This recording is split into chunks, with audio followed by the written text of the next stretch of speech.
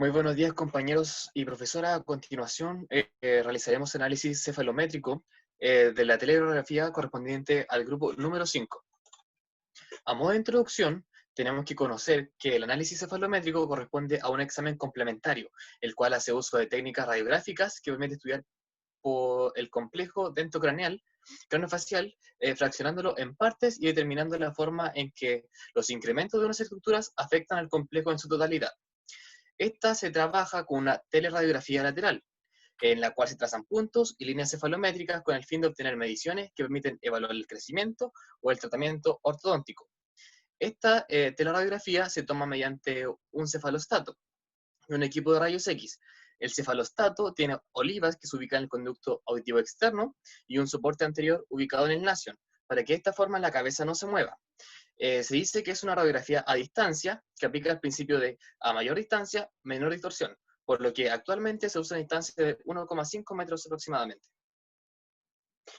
El análisis cefalométrico se basa en el trazado de puntos de referencia en conjunto de líneas. En cuanto a los puntos, estos se clasifican en puntos del tejido blando y puntos en el tejido duro. Con respecto a los puntos del tejido blando, vamos a tener que se relacionan con las relaciones estéticas, mientras que los puntos en el tejido duro se pueden encontrar los puntos craneanos, puntos maxilares y puntos mandibulares relacionados con las relaciones dentales y esqueléticas. En los puntos y líneas de referencia cefalométrico vamos a tener en el tejido duro craneano, vamos a encontrar 3 puntos. En el tejido duro maxilar vamos a encontrar 5 puntos. En el tejido duro mandibular vamos a encontrar 7 y en el tejido blando vamos a encontrar 3 respectivamente. Con respecto a las líneas, vamos a encontrar línea silla nasion, línea silla basion, línea palatina, línea mandibular de Schwartz, línea mandibular de Down, A de Down, nasion B de Down y finalmente la línea de margen posterior de la rama, las cuales analizaremos luego en nuestro paciente. Las líneas trazadas entre los puntos cortan ángulos. Estos serán comparados con tablas ya estandarizadas sobre las características morfoesqueléticas y dentoalveolares normales, a partir de las que se obtienen 14 interpretaciones, 8 esqueléticas, 5 dentarias y una estética, para así realizar un determinado diagnóstico, una predicción y finalmente una evaluación de crecimiento y tratamiento en el paciente. Con respecto a la presentación del paciente, vamos a identificar en rojo puntos de tejido duro craneano, en amarillo punto de tejido duro maxilar, en celeste punto de tejido duro mandibular y finalmente punto de tejido blando en verde. Con respecto al punto de tejido duro craneano, tenemos el nasion, la silla turca y el basion. En amarillo tenemos la fisura pterigoidomaxilar, la espina nasal posterior y la espina nasal anterior. Tenemos A de Down y con el 1 tenemos el incisivo superior. Mientras que en celeste encontramos el gonion, encontramos incisivo inferior, B de Down, de Strainer tenemos el pogonion, el nation y el mentón. Finalmente, en los puntos de tejido blando podemos encontrar el punto pronasal, el punto subnasal y finalmente con pogonion primo encontramos el pogonion en tejido blando. Respecto a la evaluación de las relaciones esqueléticas, nosotros podemos encontrar lo siguiente. Uno de los entrelazamientos más comunes es la base de cráneo, o también conocido como el ángulo conformado por el punto del basion, la silla turca y el nasion. Este ángulo indica una coordinación entre el desarrollo modelador de cara y el ángulo de base de cráneo. La norma indica que el ángulo de inclinación debe tener al menos 130 grados. Nuestro paciente posee el valor normal. Otro de los puntos encontramos que es el ángulo conformado por la silla turca, el nasion y la A de Downs, que indica la relación existente entre la base apical superior respecto al cráneo. La norma indica que presenta un valor de 82 grados. Sin embargo, podemos denostar acá en el paciente que el valor obtenido es de 83.1 grados, lo cual nos quiere decir que presenta un tipo de protrusión maxilar. Luego, otro entrelazamiento podemos encontrar el ángulo dado por la silla turca, el nasion y la B de Downs, que indica la relación existente entre la base apical inferior respecto al cráneo. La norma es de 80 grados.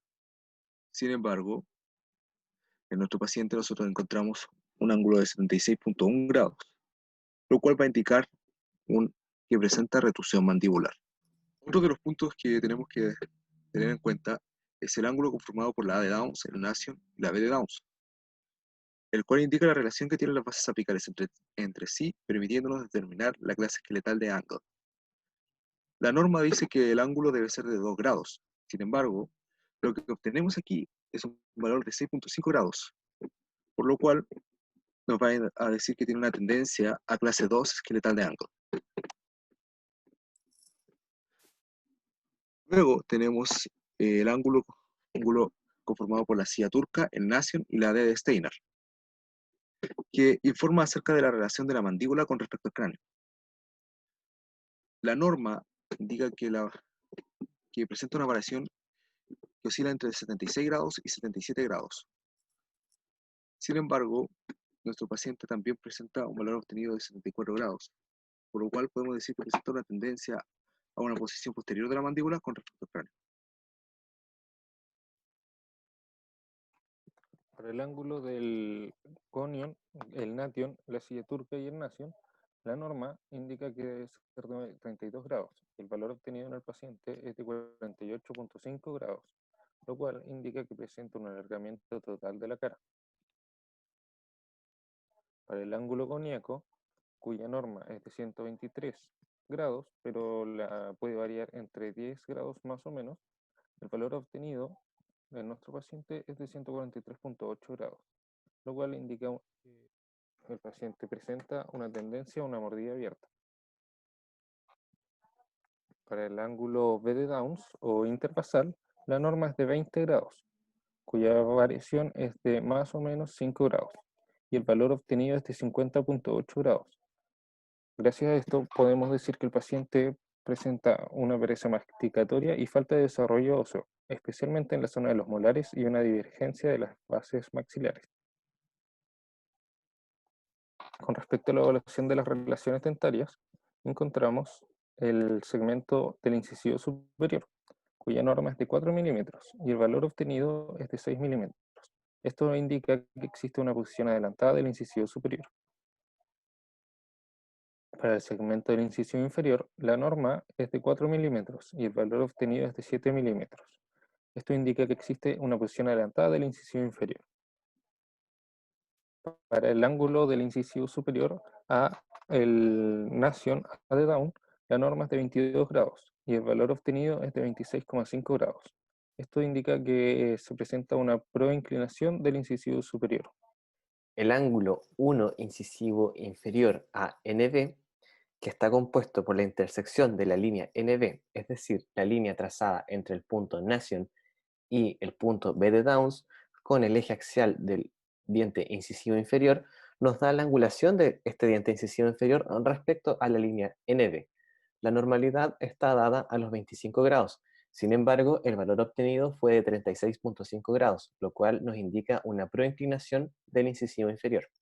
Al ángulo interincisivo, este ángulo compuesto por la intersección de las líneas trazadas a partir de los ejes axiales de los incisivos, tanto superior como inferior, y que nos da la relación de los incisivos entre sí, nos dice que la norma está a los 130 grados. Sin embargo, el valor obtenido fue de 105, por lo tanto se puede evidenciar una clara biprotrusión de los incisivos. En cuanto a la evaluación de las relaciones estéticas, estas fueron realizadas mediante la utilización de la línea estética, línea E o línea de Ricketts. Esta línea trazada entre el punto pronasal y el punto pogonion del tejido blando nos dice que la norma está dada cuando el labio superior se encuentra a 1 milímetro posterior a la línea E, mientras que el labio inferior se encuentra tangente a esta línea. El valor obtenido en este caso indica que el labio superior se encuentra en posición normal, es decir, 1 milímetro posterior a la línea E. Sin embargo, el labio inferior se encuentra en protrusión 0.5 milímetros anterior a esta línea E. Como conclusión y diagnóstico después de este análisis cefalométrico, se puede decir que el paciente presenta un rostro alargado. Se puede inferir que además posee un perfil convexo con protrusión maxilar a base de su cráneo. En cuanto a la mandíbula, se evidencia una retrusión con un grado de inclinación que nos indica que posee una mordida tipo abierta. Además, se evidencia una falta de desarrollo óseo en la región molar con una disparidad en su base maxilar que podría ser indicativo de una pereza masticatoria. Tanto los incisivos superiores como inferiores se encuentran protruidos. En cuanto a su angulación, existe proinclinación en ambos, dando lugar a biprotrusión. Todo esto da lugar a una sobremordida, quizás a un mal posicionamiento lingual por deglución atípica. Además, es importante mencionar que dada la protrusión maxilar y la retrusión mandibular, pues estamos en presencia de un paciente clase 2 esqueletal de Angle, es posible inferir la presencia de trastornos de sueño, tales como ronquido y o el síndrome de apnea e hipopnea obstructiva de sueño, más conocida como SAOS. Esta patología, que implica una disminución de un 30 a un 33% del flujo de aire por mínimo 10 segundos y una desaturación de un 3 a 4 puntos porcentuales durante el sueño del paciente, como consecuencia de una disminución del diámetro de la vía aérea superior, pues esta retrusión mandibular también implica retrusión a nivel de las inserciones musculares. Como tratamiento podría considerarse el alineamiento o retrusión de incisivos superiores e inferiores mediante ortodoncia. Además, se debería evaluar la deglución del paciente con el fin de corregir malos hábitos en relación a la posición lingual. Otra opción alternativa a la ortodoncia sería considerar la cirugía ortognática. Del mismo modo, también sería conveniente la evaluación de la calidad del sueño del paciente por parte de un especialista mediante polisomnografía. Esto con la finalidad de comprobar la presencia de ronquido y de síndrome de apnea e hipopnea obstructiva del sueño. De ser así, debería considerarse en mayor medida la cirugía ortognática, además de una posible utilización de dispositivos de avance mandibular. Dispositivos como el que estamos visualizando en este momento, que se encargan de generar una protrusión tanto mandibular, de forma mecánica, como lingual mediante succión, con el objetivo de despejar la vía aérea superior mientras el paciente se encuentra durmiendo. Esta ha sido nuestra presentación y muchas gracias por su atención.